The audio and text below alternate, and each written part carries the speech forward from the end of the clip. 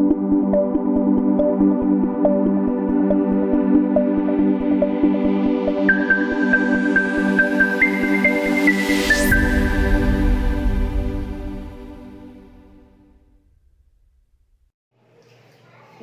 बच्चों, सृजल academy group में आप लोगों का स्वागत है।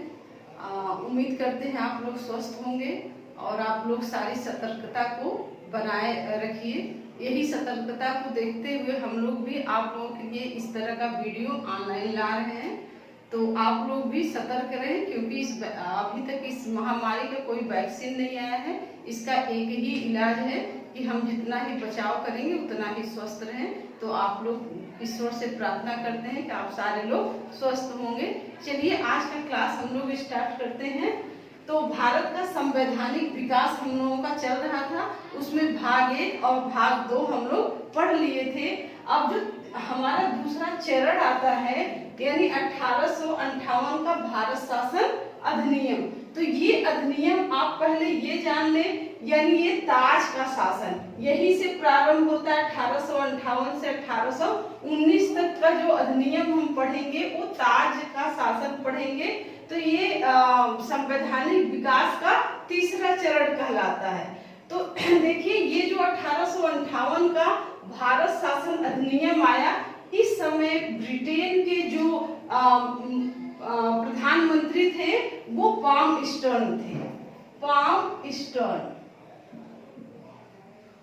पामस्टर्न थे, यानी इसलिए इस अधिनियम को पामस्टर्नियन अधिनियम भी कहा जाता है।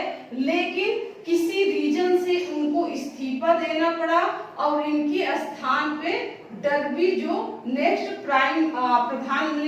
प्रधानमंत्री बने और उन्होंने इस अधिनियम को पारित किया।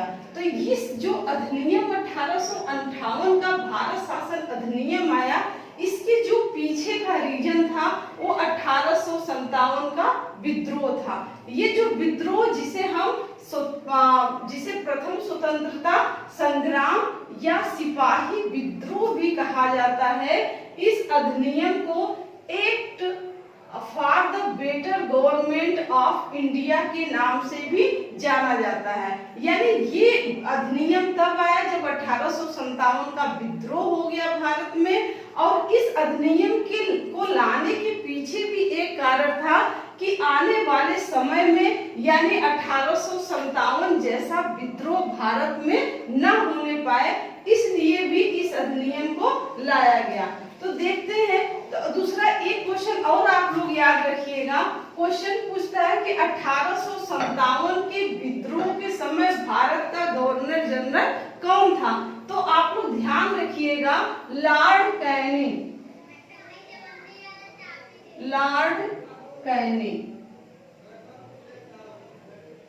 इसको ध्यान में रखिएगा कि 1857 के विद्रोह के समय भारत का गवर्नर जनरल लॉर्ड कैनिंग था।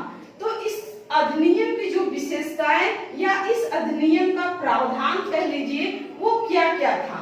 तो इस अधिनियम द्वारा भारत का शासन कंपनी के हाथों से लेकर के ब्रिटिश ताज यानी महारानी के अधीन कर दिया गया। सबसे पहला तो इसका जो महत्वपूर्ण पहला एक्ट या प्रावधान यही था कि अब कंपनी के शासन को समाप्त कर दिया गया। तो क्वेश्चन यही से बनता है, यानी किस सन में या कब भारत के कंपनी के शासन को ब्रिटिश सामग्री अपने हाथों में ले लेती हैं? तो कब बताएंगे? 1858 के अधिनियम के द्वारा, पहला क्वेश्चन। दूसरा, ये महत्वपूर्ण प्रावधान जो हुआ इस अधिनियम का, यानी भारत का जो गवर्नर जनरल था, यानी अब उसे वायसराय की उपाधि मिली। यानी भारत का गवर्नर जनरल अब क्या कहलाएगा? भारत का वायसराय कहलाएगा। और वायसराय किसे कहते थे? यानी जो भारत में क्राउन का प्रतिनिधित्व हो, यानी जब क्राउन जो सामग्री थी ब्रिटेन की, यानी उनके प्रतिनिधित्व के रूप में जो गवर्नर जनरल जनरल था जब वो कार्य करने लगा तो उसे क्या कहा गया, वायसराय। तो यहाँ से क्वेश्चन एक बनता है कि भारत का अंतिम गवर्नर जनरल कौन था, तो लॉर्ड कैनिंग भारत का अंतिम गवर्नर जनरल था। और पूछेगा ये भी क्वेश्चन कि भारत का प्रथम वायसराय किसे बनाया गया, तो लॉर्ड कैनिंग को प्रथम वायसराय बनाया गया था। इन दोनों क्वेश्चन को याद रखिएगा, यहाँ से दो क्वेश्चन कंफ्यूज मत होइएगा। यानी बंगाल के गवर्नर जनरल को भारत का गवर्नर जनरल कब बनाया गया, तो 1833 के अधिनियम के द्वारा बनाया गया था। यानी उस समय भारत का प्रथम गवर्नर जनरल कौन था, तो लॉर्ड बेंटिंक था, और यहाँ पे विलियम बेंटिंक था। और यहाँ पे पूछेगा कि भारत का अंतिम गवर्नर जनरल कौन था, तो लॉर्ड कैनिंग था। ये स्टेप बाय स्टेप जो चेंज हो रहा है इसको भी आप लोग ध्यान रखिएगा। तो यहाँ पे देखिए, यानी महारानी ने एक आज्ञा पत्र पारित किया था भारत के लिए, जिसे 1 नवंबर 1858 में इलाहाबाद में लॉर्ड कैनिंग ने ही उस पत्र को पढ़ करके यानी सभी के मध्य रखा था। और उसी में उन्हें ये भी कहा गया था कि भारत का जो जीजी होगा, गवर्नर जनरल होगा, अब उसे वायसराय के नाम से जाना जाएगा। तीसरा जो देखिए, भारत का प्रशासन अब क्राउन द्वारा नियुक्त, यानी भारत का जो शासन प्रशासन था अब कंपनी द्वारा उसे ले करके महारानी के हाथों सौंप दिया गया। तो अब महारानी भारत में शासन कैसे करेंगी, तो भारत का प्रशासन अब क्राउन द्वारा जो नियुक्त 15 सदस्यीय एक परिषद को सौंप दिया गया। यानी इस परिषद का जो अध्यक्ष होता था वो कौन था, यानी उस अध्यक्ष को भारत सचिव के नाम से जाना जाता था। यानी भारत सचिव या भारत सचिव के नाम से जाना जाता था। और वो जो सचिव होता था वो ब्रिटिश मंत्रिमंडल का अनिवार्य रूप से सदस्य होता था। यानी उसी सदस्य को भारत सचिव के रूप में नियुक्त किया जाता था। तथा उनकी सहायता के लिए जो ये 15 सदस्यीय कमेटी बनाई गई थी, परिषद बनाई गई थी, इसमें जो 8 सदस्य थे, यानी उन 8 सदस्यों में से 15 सदस्यों में से 8 सदस्यों का जो नियुक्ति होगा वो क्राउन करती थी। यानी 8 सदस्यों का मनोनयन क्राउन द्वारा, और शेष जो 7 सदस्य बचते थे उनकी नियुक्ति जो कंपनी के व्यापारी थे, डायरेक्टर्स थे, उनको सौंप दिया गया। तो दो प्रावधान इससे किया गया, यानी भारत सचिव के माध्यम से महारानी अब भारत में क्या करेंगी, शासन करेंगी। और उनकी सहायता के लिए, भारत सचिव सहायता के लिए 15 सदस्यीय एक परिषद बनाया गया। इन 15 सदस्यीय परिषदों में से यानी 8 सदस्यों की जो नियुक्ति होगी वो महारानी द्वारा, और 7 सदस्यों की नियुक्ति अब बोर्ड ऑफ डायरेक्टर्स के द्वारा किया जाने लगा, जिससे बोर्ड ऑफ डायरेक्टर्स का हो गया महत्व ही घट गया। अब इसमें देखिए दूसरा, इस एक्ट द्वारा यानी बोर्ड ऑफ कंट्रोल और कोर्ट ऑफ डायरेक्टर को समाप्त कर दिया गया। देखिए क्वेश्चन यहीं से बनता है, यानी किस अधिनियम द्वारा बोर्ड ऑफ कंट्रोल एवं कोर्ट्स ऑफ डायरेक्टर को समाप्त कर दिया गया, तो 1858 द्वारा। अब जब भारत सचिव नियुक्त होने लगा और भारत सचिव की सहायता के लिए 15 सदस्यीय एक परिषद बन गई, तो सारा क्या हो गया, यानी कार्य उन्हीं लोगों के द्वारा होने लगा। तो बोर्ड ऑफ कंट्रोल और कोर्ट ऑफ डायरेक्टर्स की वैल्यू ही खत्म हो गई, इसलिए इन परिषदों को क्या कर दिया गया, इस अधिनियम द्वारा समाप्त कर दिया गया। और इसी से क्वेश्चन बनता है, यानी 1784 में जो लागू द्वैत शासन प्रणाली था अब क्या हो गया, वो समाप्त हो गया। तो द्वैत शासन प्रणाली कब लागू किया गया, तो 1784 के अधिनियम द्वारा, जब बोर्ड ऑफ कंट्रोल यानी कोर्ट ऑफ डायरेक्टर्स तो पहले ही थे, बोर्ड ऑफ कंट्रोल की स्थापना करके, यानी अब गवर्नर जनरल उस समय क्या होता था, जो भी उसे कार्य करना होता था तो बोर्ड ऑफ कंट्रोल और बोर्ड ऑफ डायरेक्टर्स दोनों से पूछ करके अनुमति लेके करना पड़ता था। तो द्वैत शासन का स्थापना 1784 के अधिनियम के द्वारा होता है और वही जो द्वैत शासन था किस अधिनियम द्वारा समाप्त किया गया तो 1858 के शासन अधिनियम द्वारा, यानी इस व्यवस्था को द्वैत शासन प्रणाली को समाप्त कर दिया गया। इसलिए यानी इस अधिनियम को, किस अधिनियम को, 1858 के भारत शासन अधिनियम को भारतीय स्वतंत्रता का मैग्ना कार्टा कहा जाता है। यानी इस अधिनियम को नोट कर लीजिएगा, इस अधिनियम को भारत की स्वतंत्रता का मैग्ना कार्टा कहा जाता है। ठीक है, नेक्स्ट हमारा है 1861 हम लोग पढ़ेंगे 1861 का भारत शासन अधिनियम। देखिए 1861 का भारत परिषद अधिनियम, तो 1861 में यानी जो इस समय अधिनियम आ रहा था, यानी वो 1857 की जो क्रांति हुई थी वो अंग्रेजों को क्या किया था, अंदर से कहीं ना कहीं हिला के रख दिया था। तो 1857 की क्रांति के बाद अंग्रेजों को ये लगने लगा कि जब तक भारत में भारतीयों का हम सहयोग नहीं लेंगे, बिना उनके सहयोग से हम भारत पे शासन नहीं कर सकेंगे। तो अंग्रेजों की इस नीति को, यानी भारत में शासन करना है तो भारतीयों को लेना पड़ेगा और भारतीयों को शासन में सम्मिलित करने की जो उनकी नीति थी उसे सहयोग की नीति, यानी सहयोग की नीति की संज्ञा दिया गया। यानी इन्हीं के माध्यम से, यानी अब क्या करना था, उनको लगा कि भारत में यदि शासन करना है तो भारत में भारतीयों को भागीदार शासन में बनाना पड़ेगा लंबे समय चलने के लिए। तो उसी के फलस्वरूप यानी 1861 का भारत परिषद अधिनियम बना।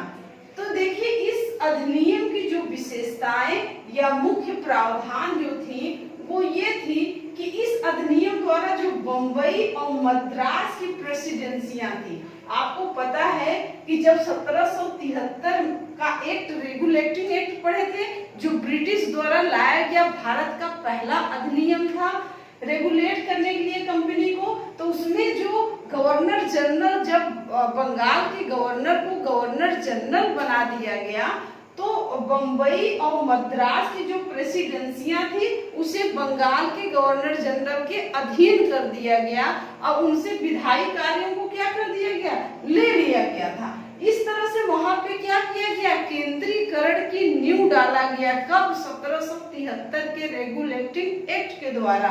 अब क्या किया गया, यानी इस अधिनियम द्वारा 1861 के अधिनियम द्वारा बंबई और जो मद्रास की प्रेसिडेंसियां थी उन्हें विधायी शक्तियां पुनः दे दिया गया, यानी पुनः देकर विकेंद्रीकरण की प्रक्रिया की शुरुआत हुआ। तो यहाँ पे आप लोगों को ध्यान देना है, इसीलिए देखिए लिख दिए हैं 1773 के द्वारा लागू जो केंद्रीकरण की प्रक्रिया थी, यानी उसको उलट करके भारत में क्या किया गया, विकेंद्रीकरण की प्रक्रिया की शुरुआत की गई। जैसा हम जानते हैं प्रशासन की सुविधा के लिए यानी विकेंद्रीकरण का होना, यानी विकेंद्रीकरण मीन्स यानी शक्तियों का क्या कर देना है, बंटवारा कर देना है। यानी प्रशासनिक सुविधा के अनुसार हम ग्राम से लेकर के पूरा केंद्र तक जो शक्तियों का बंटवारा कर देते हैं, विकेंद्रीकृत कर देते हैं, उसी को विकेंद्रीकरण कहा जाता है। तो यहाँ पे विकेंद्रीकरण कर दिया गया। दूसरा जो सबसे मोस्ट इम्पॉर्टेंट है, आप लोग एकदम अंडरलाइन कर लीजिएगा, बार बार वनडे एग्जाम में ये क्वेश्चन आता है कि गवर्नर जनरल को अध्यादेश जारी करने का अधिकार किस अधिनियम द्वारा दिया गया, तो 1861 के अधिनियम द्वारा गवर्नर जो वायसराय था यानी गवर्नर जनरल क्या कर दिया गया, अब वायसराय बना दिया गया।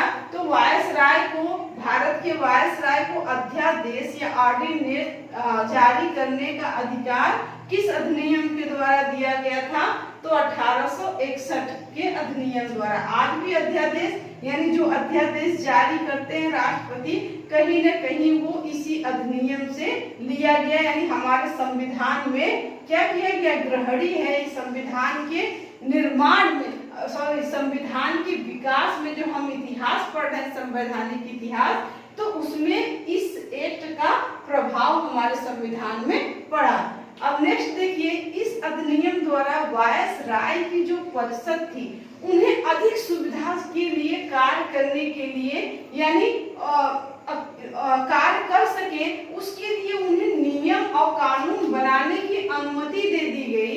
तो लॉर्ड कैनिंग ने यानी विभागीय प्रणाली या पोर्टफोलियो सिस्टम की शुरुआत किया। बहुत मोस्ट इम्पॉर्टेंट क्वेश्चन है, यदि आप कोई भी एग्जाम देते हैं हाई लेवल में, या टीजीटी पीजीटी दे रहे हो, या कोई भी जैसे वनडे एग्जाम के अलावा भी जिस एग्जाम में जाएंगे, उसमें क्वेश्चन यहाँ से बनता है कि विभागीय प्रणाली की शुरुआत किसने की, तो आपको पता है लॉर्ड कैनिंग ने इसकी शुरुआत की थी। उसके बाद यानी विभागीय प्रणाली क्या है, जैसे आज का मंत्रिमंडल होता है, हर मंत्रिमंडल का एक मंत्री होता है, उस प्रक्रिया की जो नींव कब पड़ी थी, यानी 1861 के अधिनियम द्वारा। तो विभागीय प्रणाली की शुरुआत किसने किया था, लॉर्ड कैनिंग ने। कब किया था, 1861 के अधिनियम द्वारा। इस अधिनियम द्वारा लॉर्ड कैनिंग द्वारा गठित जो विधान परिषद में यानी 3 सदस्य होते, 3 सदस्यों को यानी भारत के 3 सदस्यों को लिया गया कि कहाँ के, पटियाला के महाराज और बनारस के राजा तथा सर दिवाकर को इस परिषद में, यानी कैनिंग द्वारा गठित विधान परिषद जो था, उसमें भारतीय सदस्यों को क्या किया गया, अब लेने की शुरुआत किया गया। तो नए सृजित यानी जो भी अपने प्रशासनिक सुविधा के अनुसार लॉर्ड कैनिंग जो वायसराय थे उस समय के, जिन भी प्रांतों का अब वो गठन करेंगे, उन नए प्रांतों के लिए लेफ्टिनेंट गवर्नर की नियुक्ति का अधिकार किसको मिल गया, यानी वायसराय को। क्योंकि वायसराय सुविधा के अनुसार नए प्रांतों का गठन करेंगे और उन प्रांतों में को शासित करने के लिए लेफ्टिनेंट गवर्नर की जो नियुक्ति करेंगे, वो कौन करेगा, वायसराय। तो देखिए, यानी इससे ग्रहणी क्या है हमारे जो संवैधानिक विकास में, यहाँ से क्या क्या लिया गया, एक तो अध्यादेश लिया गया पहला, और मंत्रिमंडलीय व्यवस्था की जो नींव पड़ी, जो आज का मंत्रिमंडल है, उस मंत्रिमंडली की व्यवस्था की नींव जो है 1861 के अधिनियम के द्वारा ही पड़ा, जो लॉर्ड कैनिंग ने, यानी विभागीय प्रणाली या पोर्टफोलियो। विभागीय प्रणाली का मतलब क्या हुआ, हर विभाग का अपना एक मंत्री होगा, उस विभाग की जिम्मेदारी उस मंत्री के अधीन होगी। इस प्रणाली की शुरुआत 1861 के अधिनियम द्वारा किया गया। देखिए, नेक्स्ट हमारा है भारत परिषद अधिनियम 1892। तो हम लोग इसकी थोड़ी सी पृष्ठभूमि की बात करते हैं। तो 1857 की जो क्रांति हुई थी, जिसने यानी जिसे हम लोग पहले पिछले उसमें पढ़ा, इसे सिपाही विद्रोह या प्रथम स्वतंत्रता की क्रांति भी कहा जाता है। इस क्रांति के बाद भारतीयों में जो राष्ट्रीयता की भावना का विकास हो गया, तो राष्ट्रीयता की भावना पनप गई। उसके बाद 1885 में यानी कांग्रेस की स्थापना, इसको ध्यान रखिएगा, कांग्रेस की स्थापना हुई। तो जब कांग्रेस की स्थापना हो गई तो ये सरकार से अपने भारतीय सदस्यों के लिए मांग करने लगे कि ज्यादा से ज्यादा हमारे जो सदस्य हैं इस शासन में यानी उनको स्थान मिले। उसके बाद नेक्स्ट जो इल्बर्ट बिल विवाद, इल्बर्ट बिल विवाद यानी इल्बर्ट बिल क्या था, यानी ये लॉर्ड रिपन के समय लाया गया बिल था। यानी उस समय लॉर्ड रिपन ने एक बिल लाया जिसमें कहा गया कि भारतीय जो न्यायाधीश होंगे वो यूरोपियों की केसों को, जो यूरोप के लोग थे उनके केसों को भारतीय न्यायाधीशों को सुनने का अधिकार मिल गया। यानी उन्होंने न्यायाधीशों को, जो भारतीय न्यायाधीश थे और ब्रिटिश न्यायाधीश थे, उनके अंदर समानता का, एक तरह से समानता के लिए इल्बर्ट बिल लाया था। लेकिन इस बिल को लेकर यूरोपीय लोगों में बहुत सारी घटनाएं, वो विद्रोह प्रदर्शन होने लगे, जिसको देख करके इस बिल पर यानी विवाद खड़ा कर दिया, इसको रोक दिया गया। ये घटनाएं यानी भारतीयों के मन को क्या कर दिया, झकझोर दिया। उनको ऐसा लगने लगा कि ब्रिटिश जो है हमको समान रूप से समानता का अधिकार कभी नहीं दे सकती। इन सारी घटनाओं ने यानी 1892 का जो भारत परिषद अधिनियम लाने के लिए अंग्रेजों को विवश किया। अब इसकी विशेषताएं या प्रावधान इस अधिनियम का हम देख लेते हैं। तो विधान परिषद के अधिकारों में वृद्धि की गई, यानी उनके अधिकार को बढ़ाया गया और इसमें भारतीय सदस्यों को बजट पर बहस करने और प्रश्न पूछने का अधिकार दिया। ध्यान रखिएगा कि बजट पर बहस करने और प्रश्न पूछने का अधिकार किस अधिनियम के द्वारा दिया गया, तो 1892 के अधिनियम के द्वारा दिया गया। किंतु मतदान और पूरक प्रश्न पूछने का इन्हें अधिकार नहीं दिया गया था। इस चीज को ध्यान रखिएगा। मतदान का अधिकार इनको 1892 में, और सप्लीमेंट्री जो प्रश्न होता है, पूरक प्रश्न होता है, ये प्रश्न पूछने का अधिकार इन्हें नहीं मिला था। बजट पर बहस करने और उस पर प्रश्न पूछने का अधिकार इन्हें मिल गया था। अब प्रांतीय परिषदों में गैर सरकारी सदस्य, ये जो गैर सरकारी सदस्य होते थे यही भारतीय सदस्य होते थे।